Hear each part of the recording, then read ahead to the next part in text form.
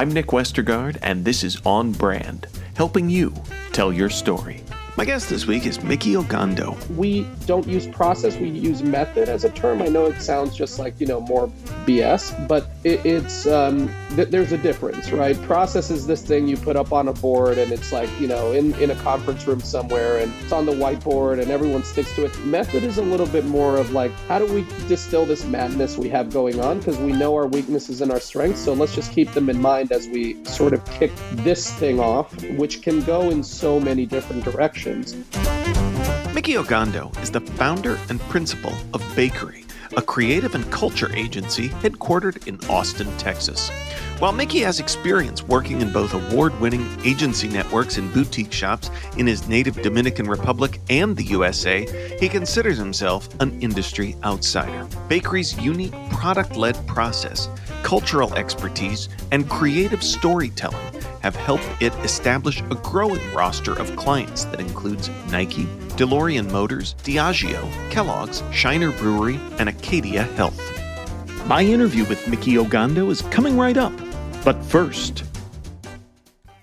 As a person with a very deep voice, I'm hired all the time for advertising campaigns. But a deep voice doesn't sell B2B, and advertising on the wrong platform doesn't sell B2B either. That's why if you're a B2B marketer, you should use LinkedIn ads. LinkedIn has the targeting capabilities to help you reach the world's largest professional audience. That's right, over 70 million decision makers all in one place. All the big wigs, then medium wigs, also small wigs who are on the path to becoming big wigs. Okay, that's enough about wigs. LinkedIn ads allows you to focus on getting your B2B message to the right people. So, does that mean you should use ads on LinkedIn instead of hiring me, the man with the deepest voice in the world?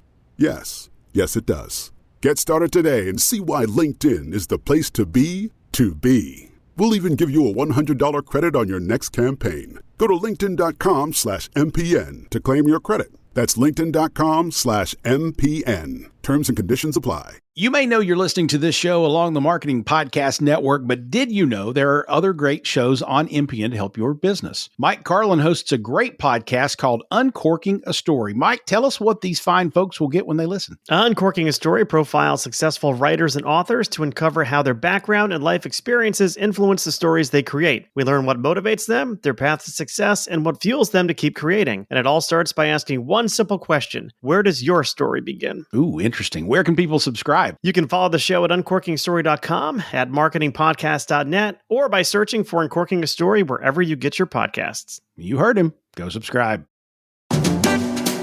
Micky Ogando, welcome to On Brand. Thank you for having me. It's been great to chat today.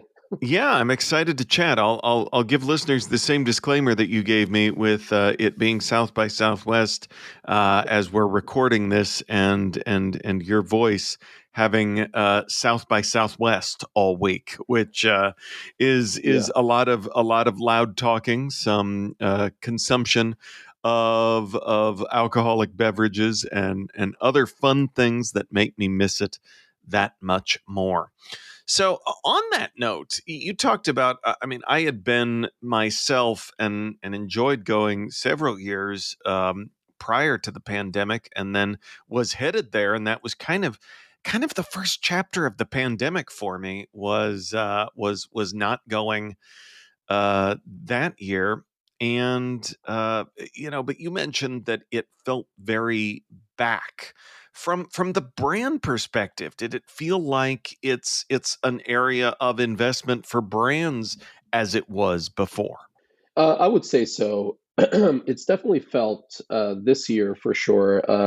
Last year, you definitely felt it as well. But this year, you felt a pretty massive level of investment. They're doing this TV show based on the video game Fallout right now, and they grabbed a whole hotel here, the Hotel San Jose, and they turned it into a post-apocalyptic wasteland, based on the game and the I guess the upcoming TV show based on it.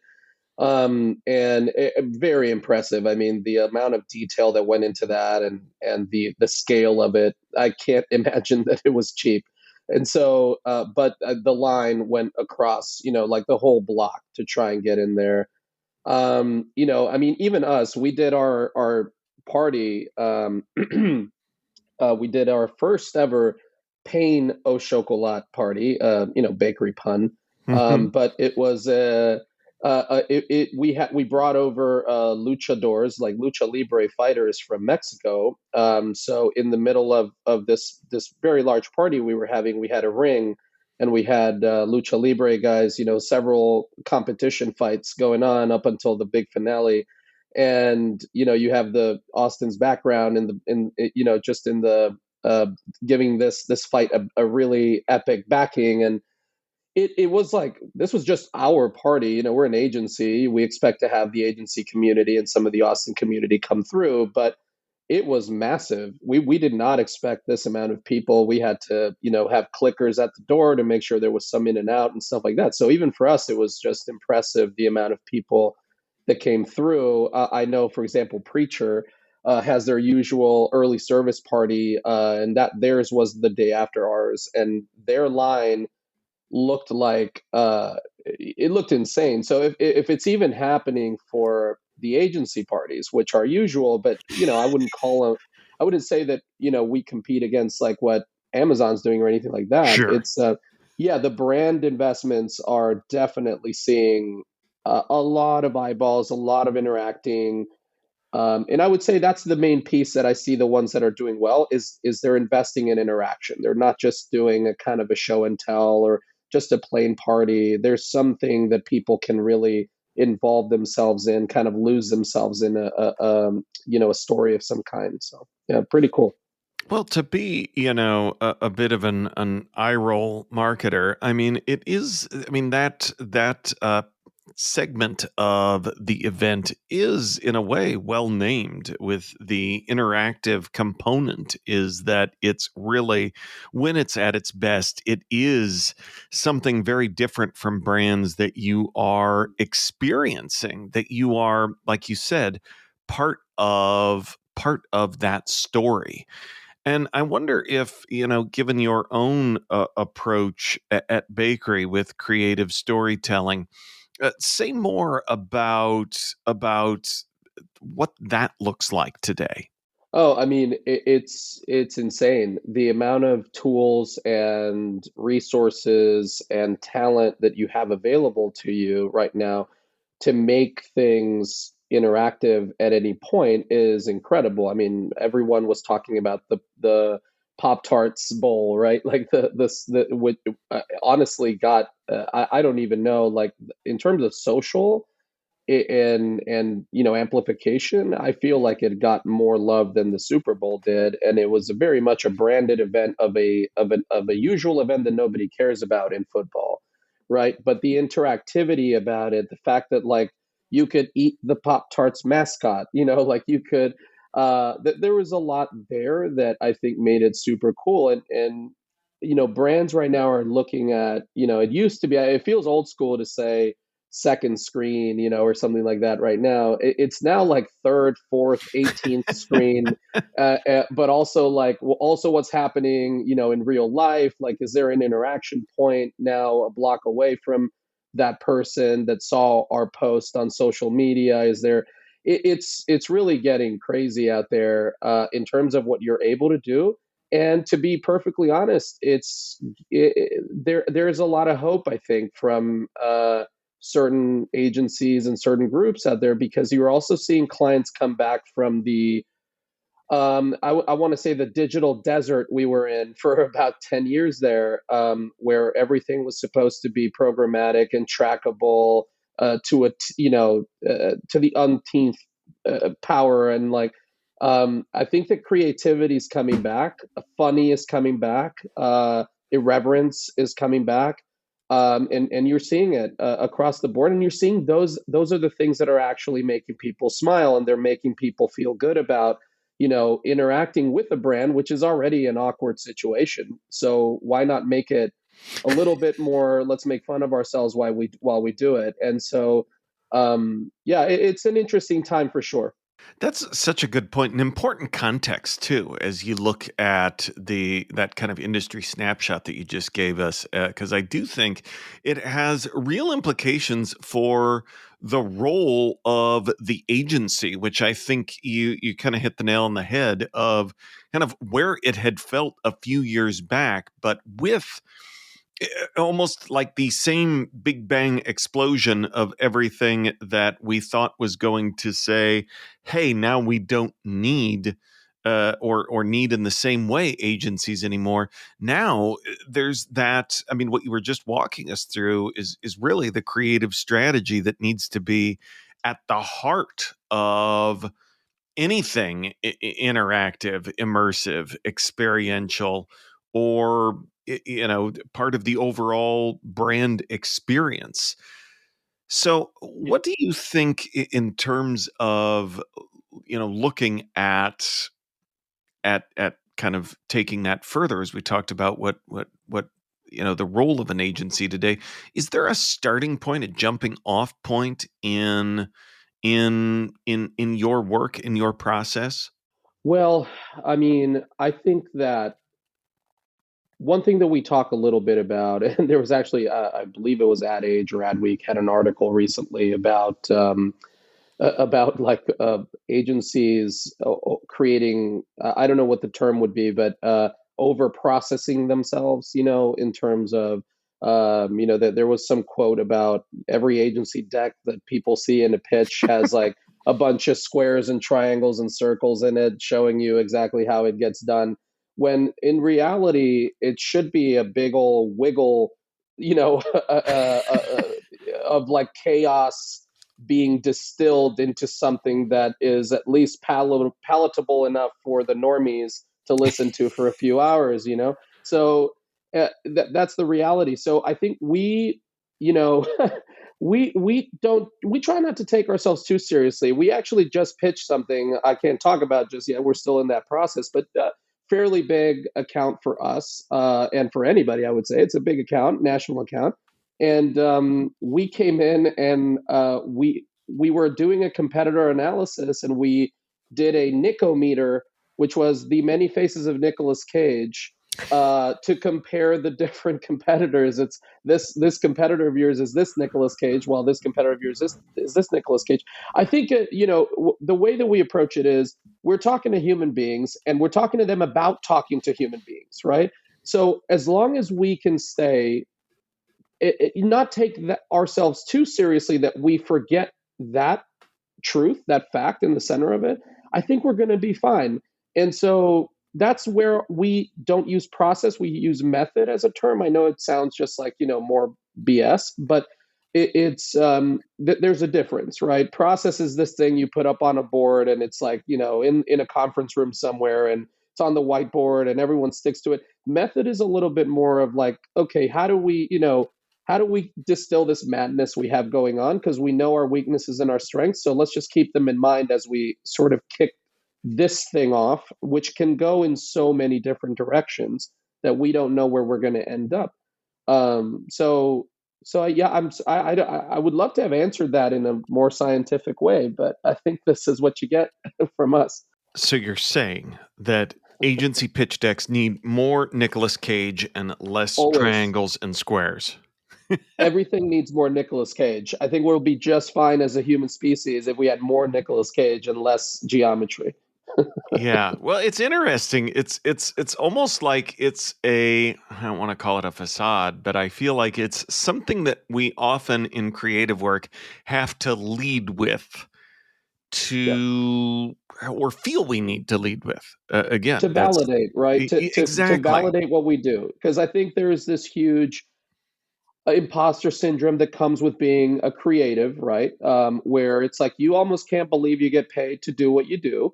And that old saying, "Oh, I would do it for free" or whatever. Well, I mean, hopefully not. We still have bills.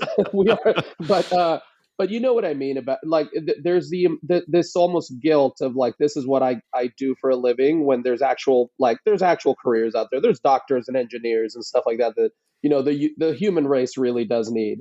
And so I think that we feel that need of like representing ourselves a little more scientifically and all of that and differentiating ourselves that way when it's not what we actually end up doing. So why not differentiate ourselves by what we do? Hey, look, I'm crazy. So is, the people that work at Mischief. So are the people that work at Jones. So are the people that work at, et cetera, et cetera. They're crazy. But let me tell you about my brand of crazy. Let's see if that's the one you're looking for. I feel like that's worked out quite well for us versus having to tell people, no, let me tell you about our predictive analytics pathway and blah, blah, blah. And it's just like, oh man, I mean, Jesus Christ. On Brand will be right back after this. You may know you're listening to this show along the Marketing Podcast Network, but did you know there are other great shows on NPN to help your business? Mike Carlin hosts a great podcast called Uncorking a Story. Mike, tell us what these fine folks will get when they listen. Uncorking a Story profiles successful writers and authors to uncover how their background and life experiences influence the stories they create. We learn what motivates them, their path to success, and what fuels them to keep creating. And it all starts by asking one simple question: where does your story begin? Ooh, interesting. Where can people subscribe? You can follow the show at uncorkingstory.com, at marketingpodcast.net, or by searching for Uncorking a Story wherever you get your podcasts. You heard him. Go subscribe. You may know you're listening to this show along the Marketing Podcast Network, but did you know there are other great shows on MPN to help your business? Christy Heiler hosts a fantastic podcast called Own It. Christy, tell us more about the show. Own It is all about celebrating women and non-binary advertising agency owners. We talk about buying out of the boys' club of advertising because less than 1% of ad agencies are owned by women. And where can people subscribe? You can find the podcast at untilyouownit.com. We're also on the Marketing Podcast Network at marketingpodcast.net. And of course, you can subscribe wherever you get your podcasts. You heard her. Go subscribe. Now, back to the show.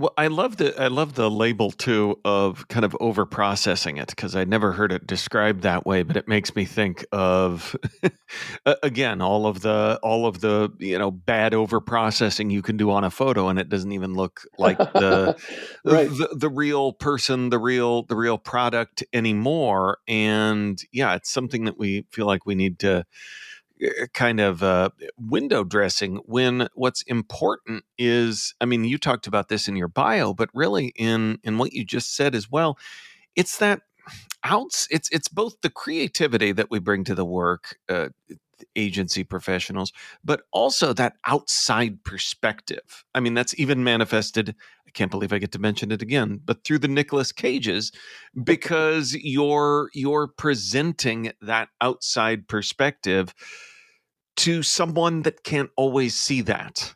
Right. You're giving them the escape that they honestly, that's the thing they're looking for from you. Give me that little moment of satisfaction that the everyday can't give me, right? And so and that always comes from the weirdos. It always comes from the weirdos. The music we listen to, right? Like you see a soccer mom, like doing the daily thing every day, doing that whatever, but then she's gonna play David Bowie in the car, right? Like she needs David Bowie to like get her a little bit out of it. And for sure, he's a weirdo. Nicolas Cage is a weirdo. That's why we love his movies. That's why we love to go and see, this person be who we can't be every day. So when brands do that well, I think that they create love. They create there's this understanding, not about like, oh, let's align to this person's life in the way of like, oh, look, here's a persona that tells me that this person loves to, knit. So I need to make my brand now a knitting thing. And it's like, no, you need to give them the thing that they're, in between knitting and all the other BS that they have to deal with. Give them something weird, give them something new, give them a little escape. And that's when those brands start to become important to people, not by overanalyzing and just trying to shoehorn their way into somebody's life, because I mean that never works, right? I mean, I'm in Texas, somebody shoehorns their way into your home in the middle of the night, and you better watch out. There's a lot of guns in the state, so like, I'm just saying, like, no one wants that intrusion, that Kramer moment, right? Of just like, I'm going to walk into your home. Like, let's find the other route in, which is let's be the weirdos, but the lovable weirdos. And I think that never really fails. So I love the idea of the lovable weirdos. After having talked about that, about it being more than squares and triangles, I have a process question because mhm. you talk about your product led process. Oh yeah. What does that look like? And are you going to tell me that you need to draw some squares and triangles to to bring it to life? No, no. I will. Oh man, I'm gonna sound really pompous with this, because I still haven't figured out how to sound like normal when I'm talking about this. But I think when okay, so the product piece is very important to us, right? It is something that we have gotten really good at. It's something that people come to us for. Brands saying, "Hey, I need to launch something, but I need to know what the heck I'm going to launch that people already want, that is still within my capabilities and hits a capex and hits the numbers that I need to hit, so that it all makes sense, right?" When we first talked about this and said that's where we want to be as an agency, I remember, like, I had mentors and other people that I told, I have this idea. They said, "You're crazy. We've all been trying to do this. They will never let us into those rooms. They will never let us into the conversations, and just stick to selling the thing they sort of hand you off the assembly line, right?" And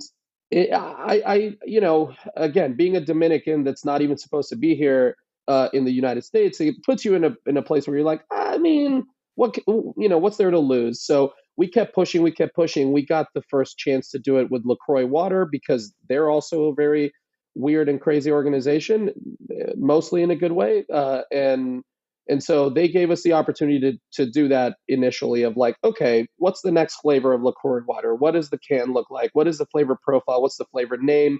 Where do you want to sell it? Do we distribute it exclusively through Target, or do we do a wide national release? What do we do? So we were in that room. And then once we were able to prove it for a couple of years with one of the more culty brands that was going on at the time, then Diageo wanted to understand, hey, I know you're doing it for for seltzer water, but can you do it for whiskey and rum and whatever, right? And we're like, well, let's figure it out. We don't know.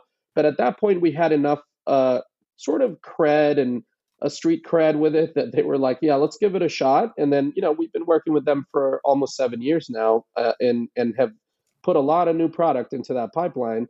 And then again, you start it, and then the cycle, the hamster wheel kind of starts to spin a little faster. So then Nike calls, hey, let's launch a sneaker together, then et cetera, et cetera, et cetera, right? So you asked about the process for it. Well, it changes depending on what the product is. It is not the same thing for us to right now, work on seltzer water, which is actually quite easy to do. You're basically just putting essence into water and then canning it, and canning's the easiest new product you can put out into the world. But from there, we're now doing it with like the new DeLorean EVs, where we're in the room working to, like, how are we going to design the car, and we're having to learn in real time about a lot of things, right? Because hey, a seltzer water can isn't going to kill anybody, but like the car might, So let's actually learn about the engineering of automotives, and how do we actually get that really cool thing we want to put in the car, but make sure that it's not also killing the electrical system that then they need for the airbags. You know what I mean? So Right. we're having to do a lot of figuring out. So process, I don't know if there is something that I can give you other than the main process is to infiltrate a client brand the way that a virus infiltrates a body, right? Like, you start with the marketing department, but then you get in with engineering, product development, finance, and you become someone that they understand they can speak to now, that they have permission to speak to, that they feel that you are not just an idiot in the room that's thinking about the Super Bowl spot that's going to come at the end of all of this, but that you actually know their business and you know how it should work. So at that point, you're learning at the same time as you're educating, right? So it's very much a consultant process, if you want to call it that, because of that kind of give and take that's happening. But I wouldn't say that there's, again, circles, squares, and triangles on a board that tells us this is exactly how we do it. We have something we call the sandbox, which comes from my gaming days, actually, because when you do build a game, you start with what you call the sandbox. The sandbox is the square where all of the like game interactions you need to define within the sandbox, and then you also need to define what goes outside the sandbox, meaning these are the things we are not putting into the game. So we have our sort of method on of how we start out, but it is a bowl of spaghetti, to be honest. I love that. I love that description because I think that that's important to recognize as well. Micky, being a lovable weirdo, you've made me smile many times. It is my turn to get to ask you for a brand that has made you smile recently. Oh man, there's quite a few. I'm so excited about what's going on right now. I'm excited about this indie agency like resurgence and this renaissance we're seeing. And even when they're not like indie proper, like a Mischief, I love their work, and I love the work that agencies like Orchard and High Dive and other agencies like that have been putting out. It's really wonderful to see. It gives me a lot of hope. At 13 years in running my agency, I feel like I have this like third wind behind me right now, where it's like I have more energy than ever, because of what we're being allowed to do and what an indie agency now means. But I got to bring it back to Orchard. The stuff they've been doing for Ocean Spray, I really love it. It makes me smile 100% whenever they put out something. They did the whole like party punch one recently, and I loved it. Where everyone's spinning in the room. It's again so weird. It's so weird, but it's so great. And the Thanksgiving one with the jelly of the cranberry jelly, and everyone's jelly. It's so memorable and it's so human. What they're showing off in these pieces of creative, and I really really love it. Definitely for me, the work that Rethink did, and shameless plug if you want to, because he's a good friend of mine, Daniel Lobatone, out of Rethink. But the print ads they did that ran through Cannes, the last Cannes Lions, they got a bunch of those with Heinz, where they were showing the candid photos of the people in kitchens everywhere, commercial kitchens everywhere, refilling Heinz bottles with something that's not Heinz, and the tagline being, even when it's not Heinz, it's Heinz, right? It's genius. It's something me coming from a third world country knows the action very well, because you go to all these restaurants, they're all Heinz bottles, but you pour it and you're like, that's definitely not Heinz. And it just, again, it feels so human. It feels so real.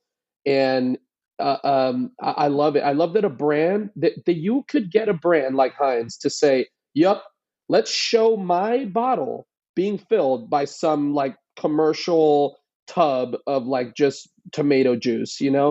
I mean, man, how many rooms have we not been in where like they would just walk you out of the building if you said that, and the fact that these guys are putting that work out is spectacular. And I guess, lastly, the very recently Manscaped put out this ad called "The Boys." I don't know if you got to see that one, but I felt that as a dude, that was very funny. If you haven't seen it, you should go check it out. It's hilarious. So yeah, I mean, lot of smiles, I would say, lately, which is a really good feeling. Those are some great smiles, each and every one of them, and we'll link up to those, as well as where folks can go to learn more about who you are and what you do. Well, you can always go to our website, which is bakery.agency. There's no .com. And I have my Instagram, which is very boring. It's a lot of pictures of my kid, and then sometimes you'll see like a weird political take, in between like shots of a hot dog or something, So if that's something you're into, then it's Instagram's at Micky Ogando And that's Micky with no E, Micky. And yeah, I mean, I would say those are the main places to go to learn about me. And yeah. Awesome. Well, we will link up to all of that in our show notes, which folks can find at onbrandpodcast.com. Micky Ogando, thanks for being on brand with us. Thank you so much, Nick. Happy to have done this. On Brand is part of the Marketing Podcast Network. If you like what you're hearing, if we've made you smile, you can always listen free on Spotify, Apple Podcasts, or whatever your favorite platform may be. And please take a moment and rate and review the podcast to help others find the show. Until next week, I'm Nick Westergaard, and I'll see you on the internet.